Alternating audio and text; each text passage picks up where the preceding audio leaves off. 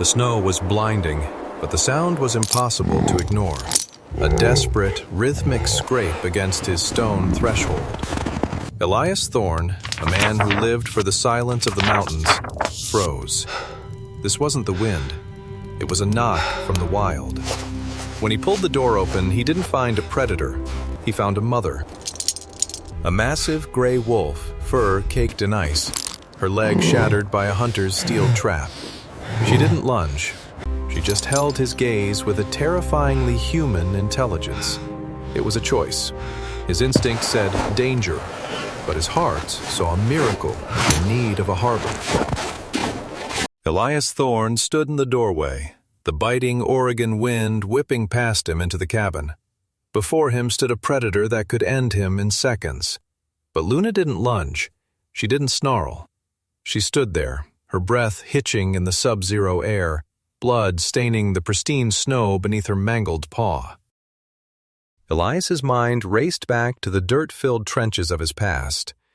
As a combat medic, he had seen this look 1,000 times, not in animals, but in men who had given everything. It was the look of someone who had reached the absolute end of their tether. Her fur was caked in frozen mud, her body shivering with a bone-deep cold. But as he looked lower, his heart skipped a beat. Her heavy, distended belly told a story far more urgent than a broken leg. She wasn't just fighting for her life, she was fighting for the lives inside her. He knew the protocol. He knew the danger. But Elias also knew that in the wild, height is a threat. Facing a predator head-on is a declaration of war. To bridge the gap, he had to speak a language older than words, the language of active vulnerability. Slowly, deliberately, Elias sank to his knees. He lowered his gaze, making himself smaller, weaker, completely exposed. By dropping his physical defense, he was sending a powerful biological signal. I am not your hunter.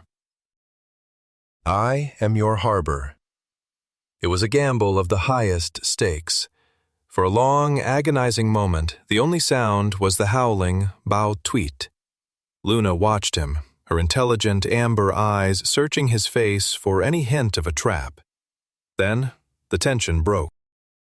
Her ears relaxed, her hackles smoothed. In that silent exchange, a truce was declared between Hai, Chien Bin, Kua Nui Zung. Elias reached out a hand, palm up. Luna didn't pull away.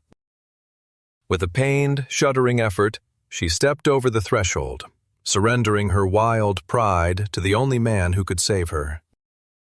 Elias didn't waste time. He guided Luna into the dim warmth of his cabin, the heavy wooden door shutting out the screaming Cascade winds. Outside, the world was a wall of ice. Inside, the air smelled of dry pine and old memories. He reached for his most prized possession, his old army jacket, the one that had protected him through years of service, and spread it in a secluded corner. A makeshift nest for a guest he never expected.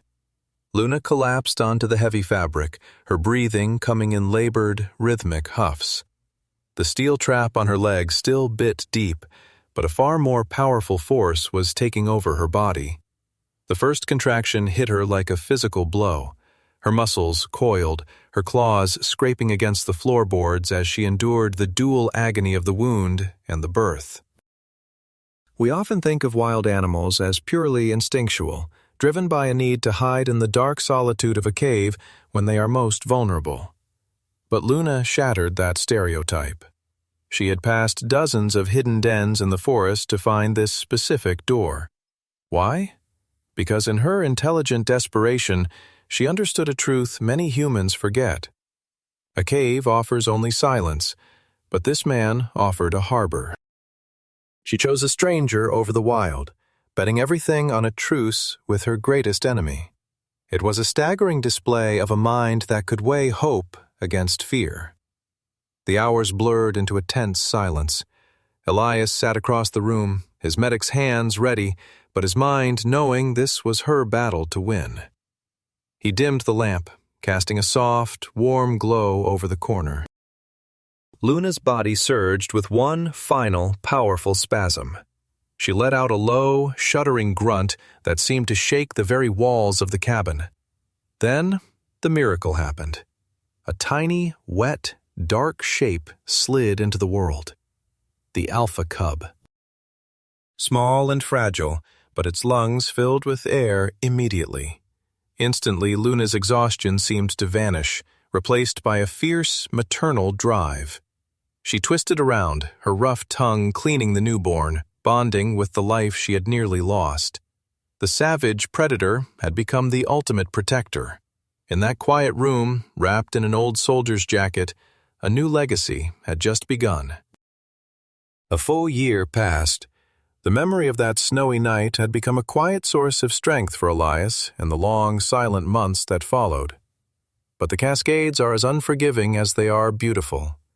He was on a solo patrol, navigating a steep, treacherous ridge far beyond the usual trails. He didn't see it. Hidden beneath the fresh layer of powder, the jagged steel jaws were waiting.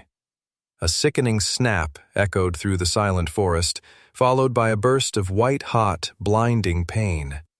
The trap, the very weapon of cruelty he had fought against, had claimed him. Elias collapsed into the snow, his ankles shattered. He reached for his radio. Static. He tried again. Nothing but the mocking whistle of the wind. He was miles from his cabin, immobile, and the temperature was dropping fast. As the afternoon sun began to dip behind the peaks, a cold, terrifying dread set in. He was no longer the guardian of these woods. He was a victim of them. Elias had chosen this life of solitude to escape the noise of a world he no longer understood. He had embraced the silence as a shield. But solitude has a heavy price. In the heart of the wilderness, being alone is a death sentence. As the first stage of hypothermia began to numb his fingers, a crushing sense of irony hit him. He had spent his entire life being the one who stood between life and death for others, but now there was no one to stand for him. He was a mirror image of the broken creature that had scratched at his door a year ago, wounded, desperate, and waiting for a mercy that seemed impossible. His vision began to fade into a gray blur. He was ready to surrender. Then, a ripple in the mist. From behind a thicket of frozen pines, a massive shape emerged. Then another, and another. Elias stared through the haze of pain, his breath catching. A large gray wolf stepped into the clearing, her fur silvered by the frost. On her ear was a distinct, jagged mark, a scar in the shape of a V. It was Luna. She wasn't a memory anymore. She was a reality, standing between him and the end. Behind her stood the alpha cub he had delivered, now a powerful juvenile and a massive male. The pack had returned. The protector had become the prey, and the wild had come to collect its debt. Luna didn't just stand watch. She moved closer, her breath warm against his frozen cheek. Then she did the impossible. She pressed her massive, fur-covered body directly against his shivering side. The male and the juvenile followed, huddling tightly around Elias, creating a living wall of heat. They were shielding him from the frost that was trying to claim his heart. This was more than just animal instinct. In biology, we call this indirect reciprocity. Luna hadn't just remembered the man. She had turned her gratitude into a legacy for her entire pack. She had passed down the knowledge that this specific human was a sanctuary, an ally to be protected at all costs. By saving one life a year ago, Elias had unknowingly secured a place in the pack's collective history. They weren't just returning a favor. They were operating as a coordinated rescue team, a display of intelligence that shatters everything we think we know about the ruthless wild. As the storm raged, a long, mournful howl pierced the darkness. It was the alpha cub Elias had delivered, now a powerful juvenile, standing on the ridge above. He wasn't howling at the moon. He was signaling. He was a beacon in the whiteout. Hours later, the hum of a snowmobile engine broke the silence. The rescue team followed the persistent, unusual cries until their spotlights finally hit the clearing. They expected to find a frozen body. Instead, they found a miracle. A man kept alive by the very predators he had once shown mercy. The debt was paid in the most primal, beautiful way imaginable, with the gift of life in a world of ice. As the helicopter lifted Elias above the jagged peaks, he opened his eyes to the world he almost left behind. Below, standing on a sunlit granite ledge, was Luna. The light caught the jagged V-shaped notch on her ear, the permanent mark of the trap he had freed her from. It wasn't just a scar. It was a testament to a bond that needed no words. Kindness is a legacy that the wild never forgets. Luna hadn't just returned a favor. She had passed down a map of mercy to the next generation, proving that a promise made between a man and the wild is never, ever broken. It is a haunting reminder that even in the coldest winter, compassion is the only thing that doesn't freeze. What's the most amazing thing you've ever seen an animal do? Tell us your story in the comments, and if this journey touched your heart, please like and subscribe for more true stories from the wild.